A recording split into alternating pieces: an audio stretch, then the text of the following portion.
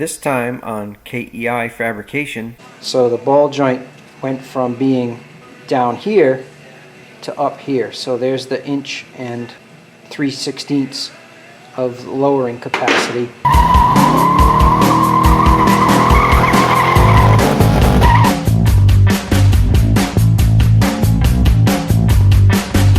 Hide all the women and children. Hide all the women and children.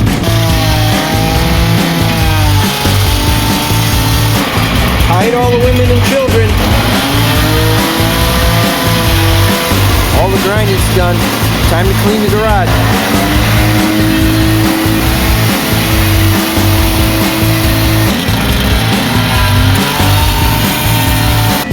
This is the Ford Explorer in a 2001 that I purchased. Found it on Craigslist. Well folks, I just came back from the scrapyard. So I ran up to the scrapyard. Oh, up here at the junkyard. Well, we're back in the junkyard.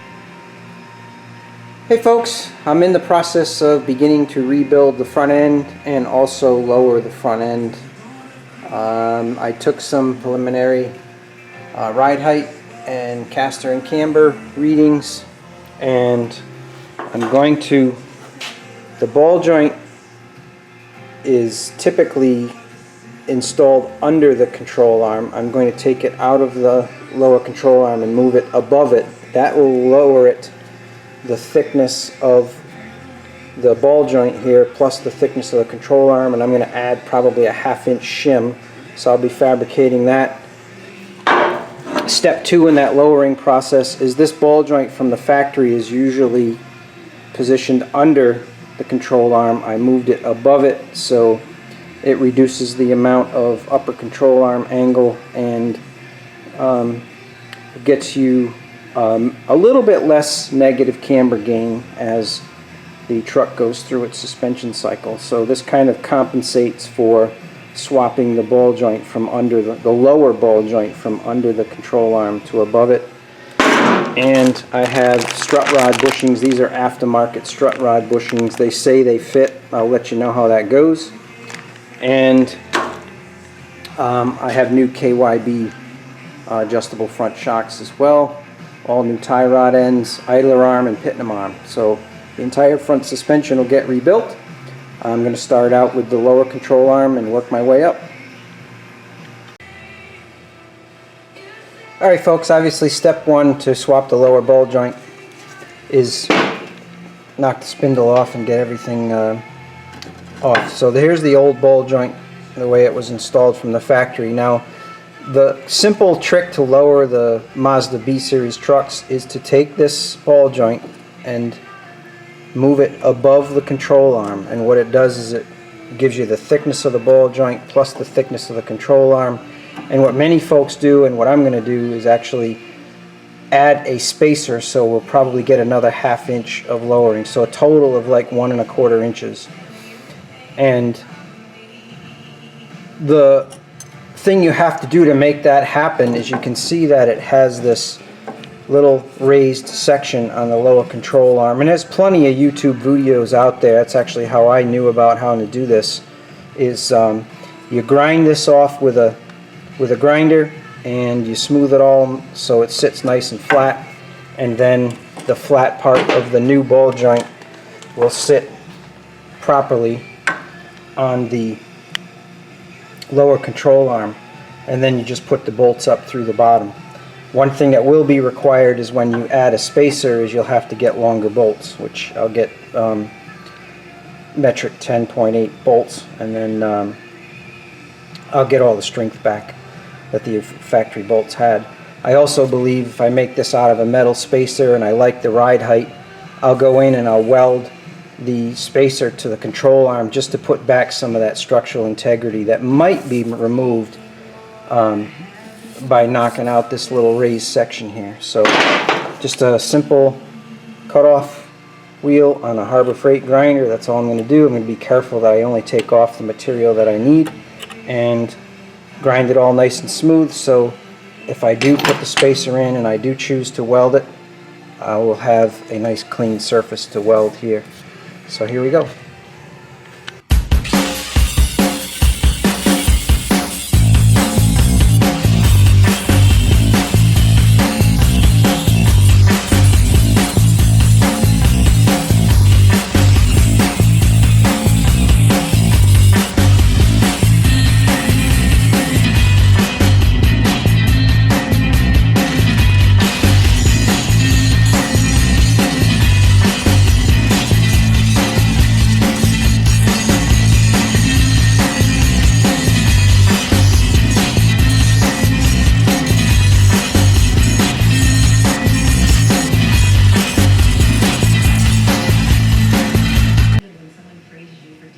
here folks, I'm using the factory ball joint here to create the spacer to go between the control arm and the ball joint to lower it an additional 1/2 inch.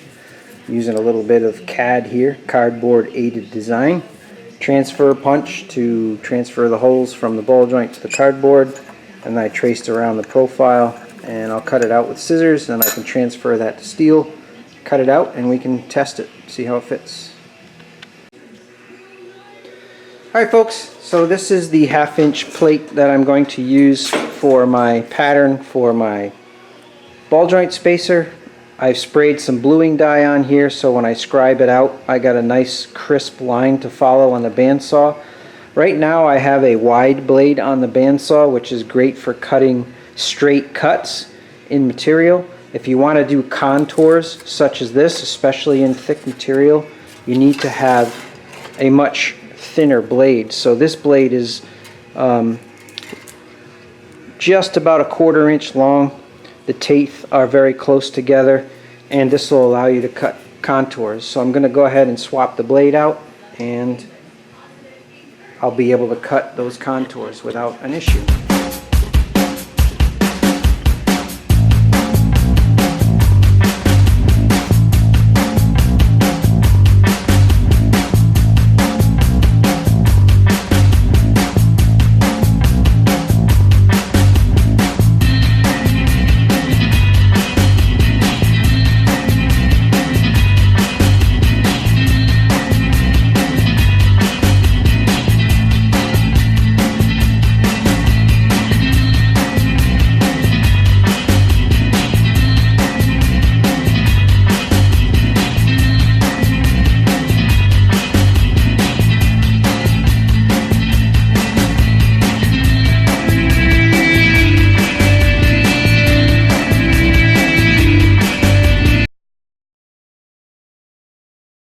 So one of the things I've done here, folks, is to give you an idea how much the process here. So the spacer I'm making is a 1/2 inch thick. The ball joint itself is 0.53 inches, and the control arm is 0.16 inches. So I'll get a total height change of 1.190, which is basically 1 3/16 of an inch. So that's what we can expect when we drop the truck back on the ground, and I have the measurements written down to verify that. So I'm going to go ahead and scribe this out now that my bluing dye is dry. And when you are making patterns that have holes in them, just so it's easier to hold on to the material instead of a little tiny piece only this big, I scribe it out, I transfer the centers of the holes down to the material, and then you go drill the holes, because you can hang on to a much larger piece of material easier to stop the drill press from trying to drill and then rip the thing out of your hands or pull it out of the vise that you're using. Plus this is a nice regular shape, so if you're going to put it in a drill press vise or clamp it to the table, you've got plenty of room to do that. So you want to drill your holes first, then come back to the bandsaw and do your profile, and then you go from your profile, you'll go right over to the bandsaw there in the background, not the bandsaw, the belt sander, to smooth out the edges, and you'll have basically a part that looks like it came off of a CNC mill when you're all done.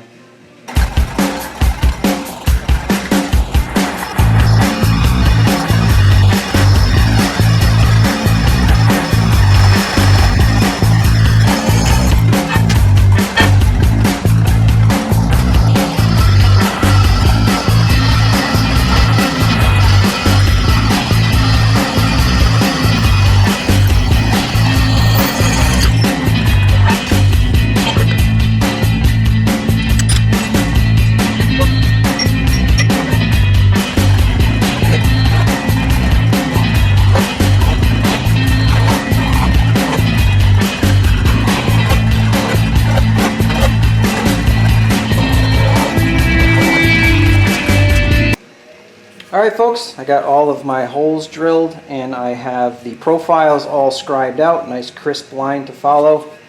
I knocked the burr off of both sides, so now I'll transfer over to the bandsaw and I'll cut out the profiles.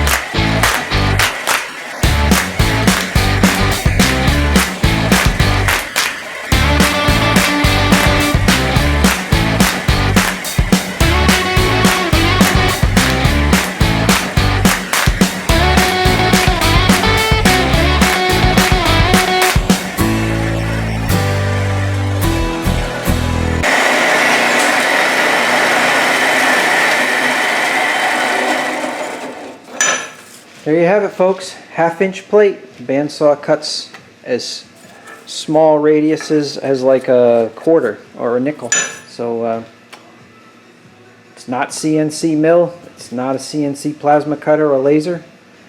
But for 150 bucks you could probably find one of these used, and they're about $30 a piece for the saw blade. So they get the job done. Well, there we go, folks. Here's the little dog bones here.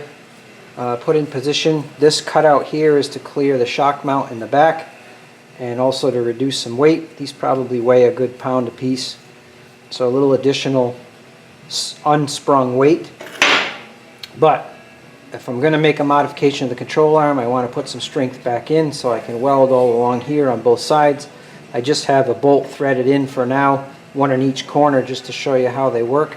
So the ball joint went from being down here to up here. So there's the 1 3/16 of lowering capacity.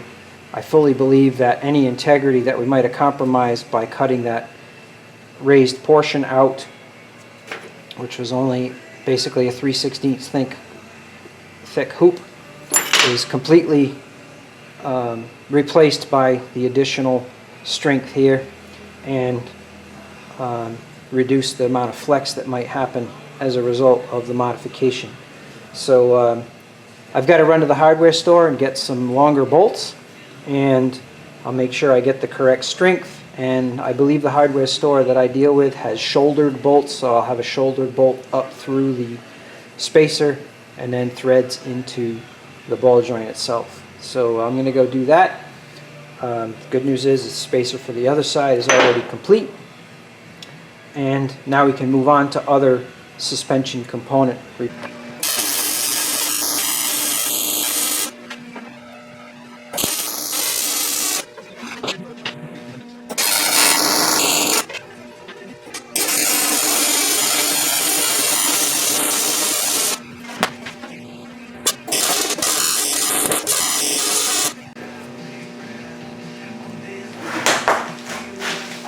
Alright, folks, what I've done here is I have I used the old ball joint to mock up what's happening here, and I put all 4 fasteners in to make sure that the spacer is where it belongs, and then I welded along the side, and I also welded underneath where the spacer overlaps the control arm, and therefore when I welded it, the weld is not out into the area where the ball joint is going to need to be. So I don't have to grind it. So hopefully that puts all the integrity and probably even more back into the lower control arm as a result of cutting away a portion of it to take the ball joint and move it from underneath the control arm to above the control arm. Okay, folks, so I'm getting ready to assemble it back together. The lower ball joint used to be positioned like this. You can see that I'm just moving it in the same orientation, just from the bottom of the control arm to the top of the control arm. I went to the hardware store, and all as they had for bolts with this is 10 millimeter 1.25 threads. This is the only one they had. It's a 8.8, which is a lower grade strength. I ordered from McMaster Carr a bag of 10 of these shouldered bolts, so the shoulder will actually be registering in the spacer that I put in, and the threads will fully engage the ball joint. So I still went ahead and bought these for mock-up purposes so I could make sure that everything was good, but I do not want to chance 8.8 hardware and used 10.9 hardware. I don't know if you can see that or not, but these are actually labeled 10.9. So I'm going to put the lower ball joint in, and I will torque them to spec.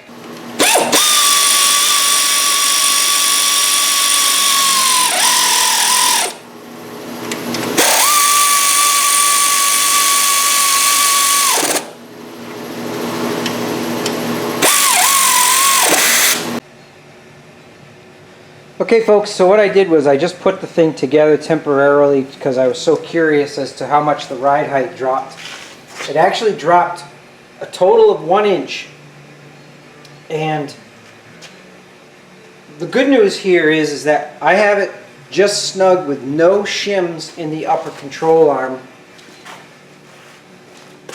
So the upper control arm is pushed all the way out against the bracket that it's bolted to. So right now I have 2 1/4 degrees of positive camber with this bolted all the way up flush. That's great news because that means there's room to add shims to go to 0 or even a little negative camber. And right now it has 1 degree of positive caster, which means during my camber adjustment, what makes the car go straight when you let go of the steering wheel is the upper ball joint is behind the lower ball joint when looking at it straight on. So if I have room to add shims, I can increase my caster and also increase my negative camber, because right now I have positive camber, which is pushing the top of the tire out. My desired alignment for the street is going to be just a little bit of negative camber and probably 3.5 to 5 degrees of positive caster. When you have positive caster, that means the upper ball joint is at an angle behind the lower ball joint. So I can pull the control arm in and I can rotate the control arm back. There's plenty of room for caster adjustment in that regard, and I have the lower strut rod on the lower control arm that I can pull the lower ball joint forward, which will increase my positive caster. So caster is what makes the car go straight when you let go of the wheel. Camber is the tilt when looking from the front, whether or not the wheel is pointing out at the top or pointing inward at the top. So positive camber is the top of the wheel pointing out. Negative camber is the top of the wheel pointing in. So what I'm going to do is set it up based on the suspension travel at ride height. If it has a lot of camber gain, which we can actually check right now, I'm at 2 1/4 positive camber. If I compress the front suspension, it pretty much looks like it stays the same. So I'm going to have to make sure that I've got a tiny bit of negative camber, and hopefully when I compress the suspension it'll actually increase negative camber, and that'll help compensate for the tire sidewall deflection and things like that. So what I end up with for a drag racing alignment will be different than my drifting alignment or road racing alignment. So my drag racing alignment and my street alignment are going to be somewhat similar. And what I want to make sure that is that I have enough alignment adjustment capacity to get a lot of caster built into this thing for drifting. The forces that are exerted on the tire as a result of a lot of positive caster help the car pivot well, and also when you let go of the wheel it returns to center well, so it stops the hand over hand high effort stuff to correct the amount of angle that the car is at. So that's just looking into the future a little bit. Right now I want to make sure that my alignment is good for drag racing and street driving. But what I see here is the potential to have plenty of adjustment in my system, so if I do decide to do an alignment that is more targeted towards drifting, I have that ability just because of the amount of adjustment that I have. So right now there are no shims in the front end. My initial alignment settings are in a range that will allow me to add shims that will benefit either of the situations that I want to set this truck up for. So pretty encouraging. So now that I've got a real good high level of confidence in the end result of this side, I can just go ahead and move through the other side quickly because kind of the research and development aspect has been completed on the driver's side. So the passenger side is more of just a nut and bolt removal and replacement situation, and also prettying things up a little bit, knocking some rust out, putting some paint on there to protect it and make it look nice. So pretty excited. I was a little worried that my initial camber and caster adjustments were going to be difficult to achieve based on the result of making the geometry changes in the front end. But as I am seeing here, I'm very encouraged. I should be able to achieve a very good alignment for all of the things that I intend on using this truck for, and without any more serious modifications. So the spacers and the lowering of the lower ball joint, swapping the upper ball joint to the top of the upper control arm, all helped maintain the suspension geometry that the factory had intended, and gave me the adjustment range necessary to have this project work in many different situations. I'll let you know how it all works out when it's time to do the final alignment. Hey folks, I just wanted to show you a minor modification that I found as a result of putting this together. When the suspension is fully extended, the new control arm was hitting on the spindle right here, and that is because I moved the ball joint from the bottom side of the control arm to the top side of the control arm. And this wouldn't be an issue if you just had a street vehicle. This is only at full extension you get a little bit of rubbing on the upper control arm versus the spindle. So the only reason why I am extremely interested in this is I want my suspension to be fully extended on launch during drag racing, and I don't want it to bind here. So I needed it to fully compress these rubber stopper bushings here with it fully extended. And as it turns out, that is the fully extended travel of the shock. So I could increase my front end travel if I got rid of these rubber bushings, but I would be relying on the shock as my travel limiter. I would need a longer shock to do that, so I don't want to do that. So just basically all as I did was, here's the old control arm. You can see the white line that I drew. I just trimmed it away. It's slightly different from the replacement control arm to the factory one, but just a minor adjustment so the suspension would fully extend and fully rotate left and right. So unfortunately I got to take apart the other side because I didn't discover this until I did the passenger side, so I got to go make that same modification to the driver's side. Next time on KEI Fabrication.